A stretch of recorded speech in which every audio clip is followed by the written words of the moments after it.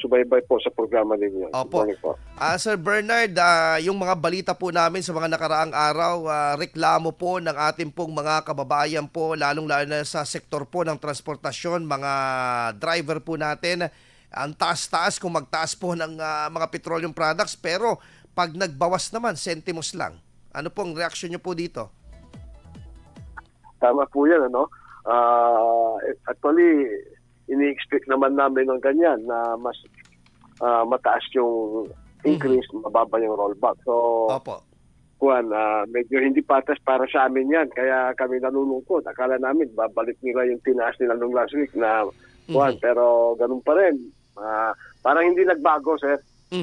So ito pong ganito pong klase po ng hakbang po na mula po sa private sector ng oil companies at syempre dito po sa mga ano po ng hakbang po at programa po ng pamahalaan, ano po ang plano po ngayon? May mga napag-uusapan na po ba ang inyong mga samahan sa magiging hihilingin sa gobyerno at yung plano po ng inyong pong sektor para hindi naman po kayo maapektuhan po sa kitaan po?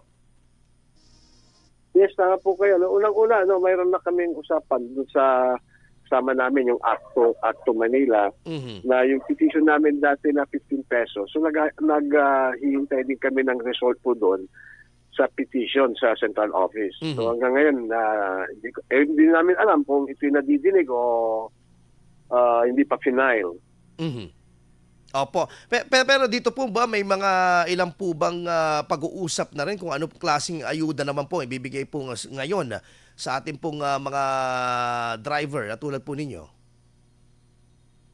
Tama po kayo. Sa mayroong initial talk yung service contracting program, tentative mag-start ng February 16 po yan. So ito'y pagkakataon din ng mga kasama namin sa transport.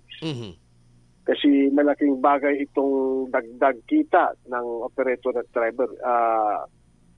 For kada kilometro po, binabayaran kami ng 20 pesos po dyan. So malaking tulong po sa amin. Okay. Pero ano po bang ina-expect natin po talaga? Ano po ba yung parang fair sa inyo na presyuhan naman po ng petroleum products na sabihin na natin makakatulong po sa inyong kitaan, Sir Bernard? Ngayon, magkano po? Yung 15 pesos okay na yon. At least kahit pa paano makakabawi yung hanay namin sa transport. So yung next week namin, hopefully, mapagbigyan kami ng LTFRB at ng DOTR dun sa petition na 15 pesos na minimum regular fare. Okay. So ito po, ina-expect po natin po, bago po ba matapos ang Pebrero, makakakuha kayo ng sagot mula po sa DOTR? Hopefully, kami po nagdarasal na mapagbigyan po yung kahilingan namin. Kasi kung makikita natin yung trend ng crudo, tataas siya na malaki, mag-rollback sila ng sintimo lang. Kaya sana pagbigyan na po kami ngayon by the end of February.